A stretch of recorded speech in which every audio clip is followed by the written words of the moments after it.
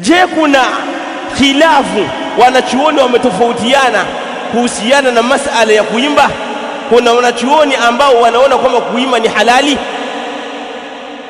Aljawabu la, maulama wamekubaliana kwamba kuimba ni haramu, na hii ijma' ameitaja al-Imam Ibn Jarir al-Tabari ni ash-Shafi'i, al-Imam Ibn Salah ash-Shahrazuri ni ash-Shafi'i, na al-Imam Ibn al-Mundhir, na amesema Abu Tayyib al-Tabari ash-Shafi'i, wote hawa ni aimatu shafi'iyya, wamesema kwamba wale wanachuoni ambao wamekhalifu, haya ni maneno ya Abu Tayyib al-Tabari, anasema wale wanachuoni ambao wamekhalifu wakadai kwamba inafaa kuimba ni wanachuoni ambao kauli zao katika Uislamu hazizingatiwi, ni watu ambao ni matu'unun fihim, ni watu ambao wamejeruhiwa.